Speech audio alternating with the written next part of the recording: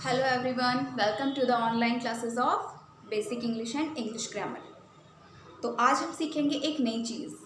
देखिए, बहुत से ऐसी डिफ़िकल्ट स्पेलिंग्स होती हैं। हिंदी में कोई ऐसा वर्ड होता है, जब हमें उसे इंग्लिश में ट्रांसलेट करना होता है या हम किसी सेंटेंस को ट्रांसलेट करते हैं, उसमें कुछ डिफ़िकल्ट वर्ड ऐसे आते हैं, हमें उनको स्पेल करना, इंग्लिश में उनकी स्पेलिंग बनाना बहुत कठिन होता है। कुछ हम इजीली कर लेते हैं, लेकिन कुछ में कुछ डिफ़िकल्टीज़ होती हैं।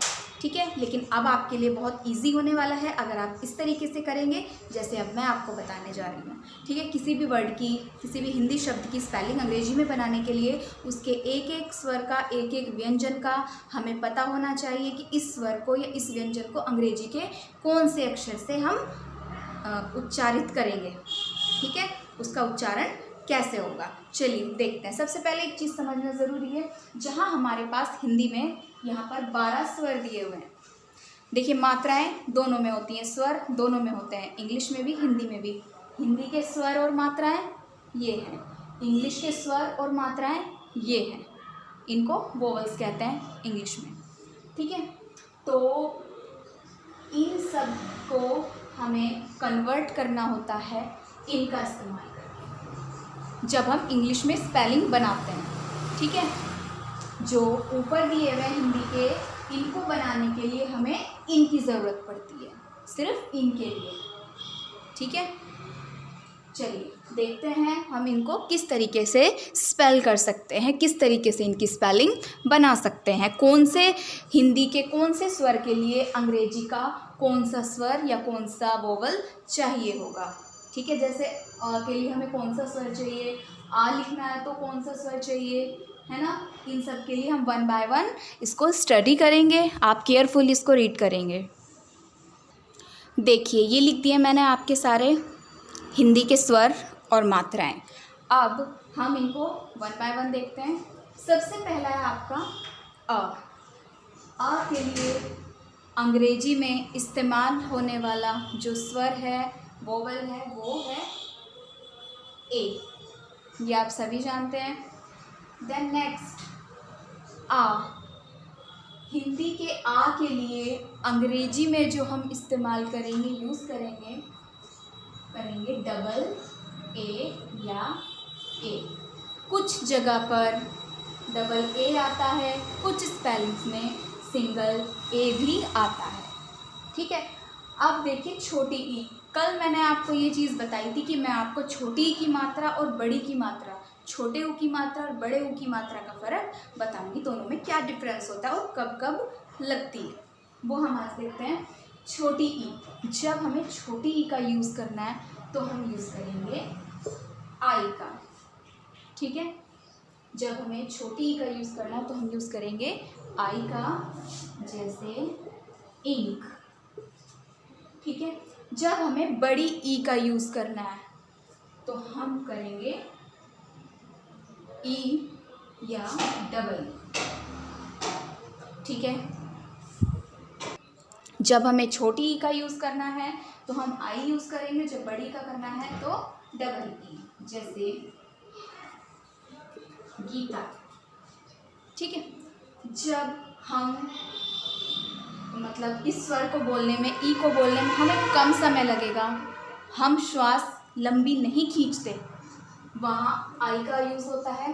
लेकिन जब हम ई को थोड़ा सा लंबा खींचते हैं, ठीक है, जब हम ई को थोड़ा सा लंबा खींचते हैं, जैसे गीता, है ना, या सीता, इस तरीके से, तो हम डबल ई का यूज़ करते हैं।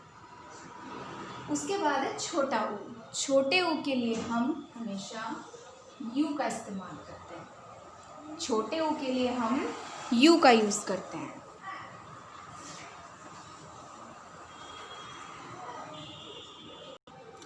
उसके बाद है आपका बड़ा ऊ। बड़े ऊ के लिए हमेशा डबल ओ का यूज़ किया जाता है।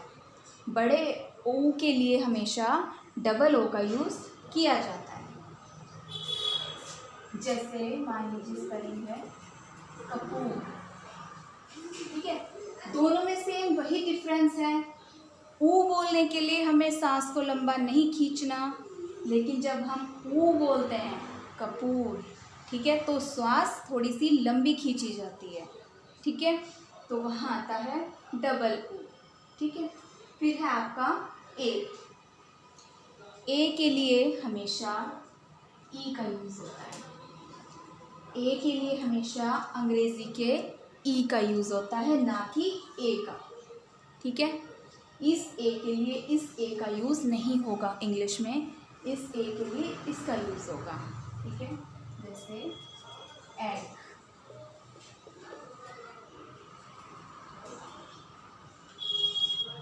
आई, अब देखिए आई की जो मात्रा है बनी है आ प्लस ई, अ प्लस ई से, तब बनता है आई। अंग्रेजी में कैसे लिखेंगे?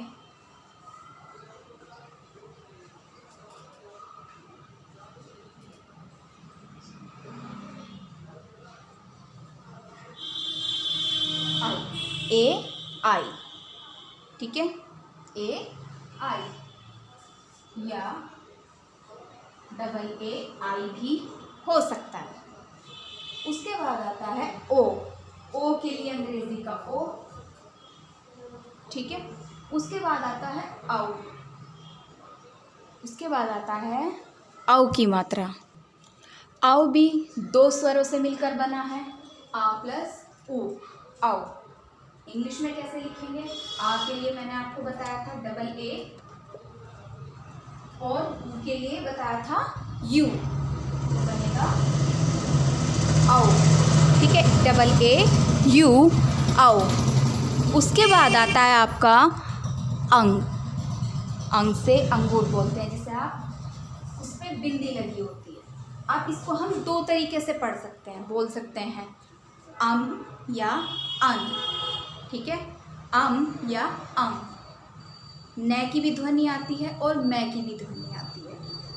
हमें डिसाइड ये करना है उस स्पेलिंग के अकॉर्डिंग जो हम लिख रहे हैं। फॉर एग्जाम्पल, अगर हम अंगूर लिखते हैं तो हम ऐसे लिखेंगे, या हम अंजलि लिख रहे हैं। ठीक है, अगर हम न का इस्तेमाल कर रहे हैं, न के लिए यूज़ होती है अंग की बिंदी। यहाँ पर हमने न यूज़ किया, एन यूज़ किया है, तो हम अंग में करेंगे।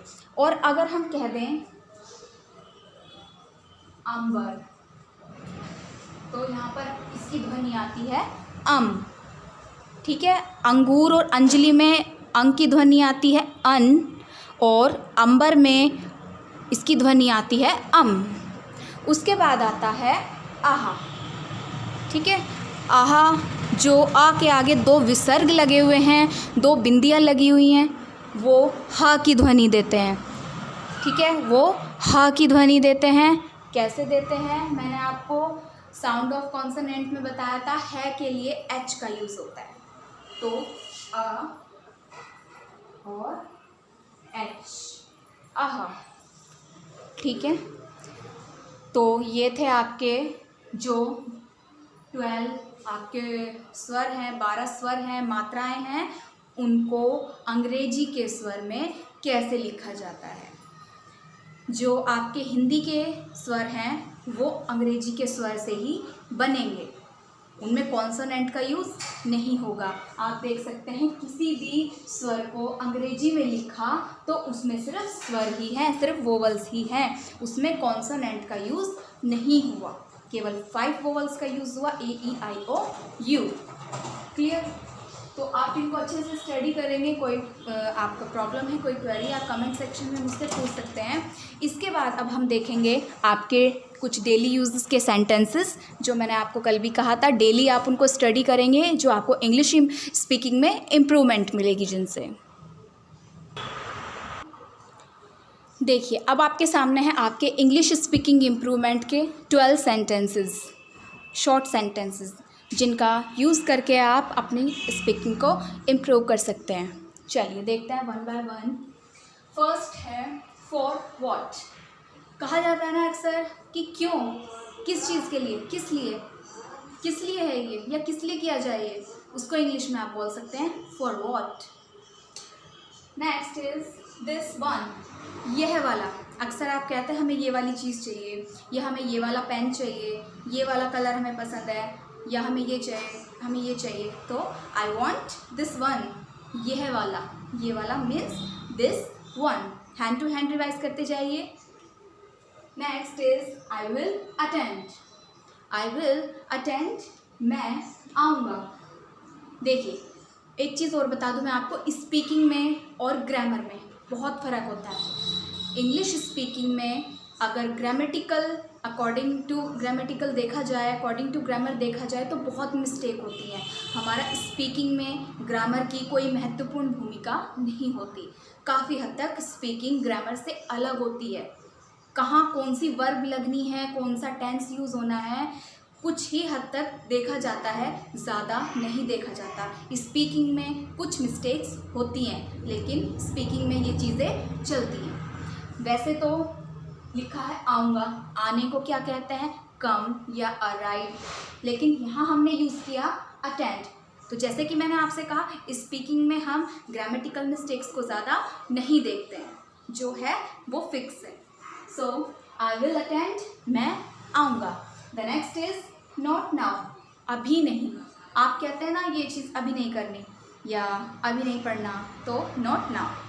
आपसे किसी काम के लिए कहा जाता है आप ये काम कर लीजिए, आप रिप्लाई करते हैं अभी नहीं, तो that is not now. The next is keeping touch, मिलते रहना।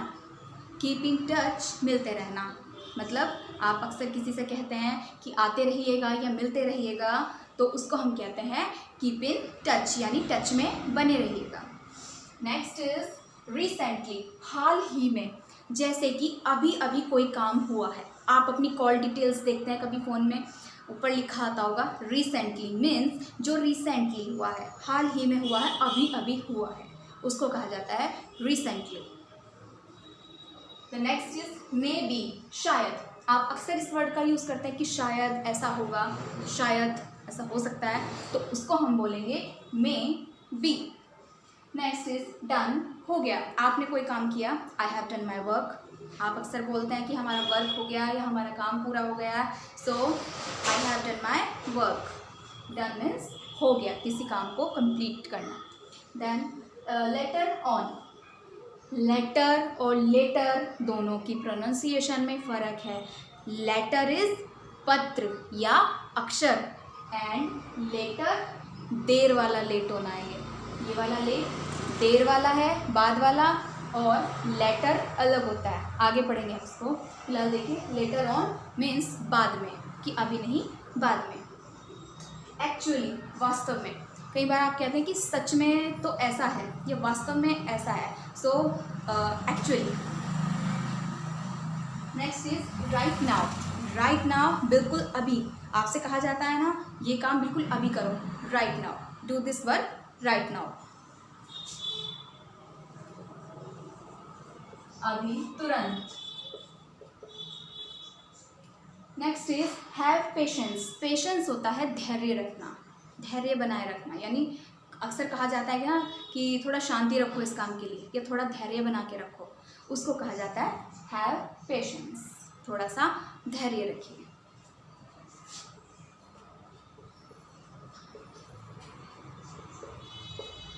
तो स्टूडेंट्स, ये थे आपके कुछ स्पीकिंग के इम्प्रूवमेंट सेंटेंसेस, जो आपको आई थिंक मेरे हिसाब से तो काफ़ी हेल्प मिलने वाली है, अगर आप अकॉर्डिंग टू मी इनको स्टडी करते हैं, प्रैक्टिस में लेकर आते हैं। तो आज की क्लास के लिए बस इतना ही। चैनल को सब्सक्राइब, लाइक, शेयर, कमेंट करना मत भूलिएगा। आपके सजेशंस इनवाइट हैं। Have a nice day.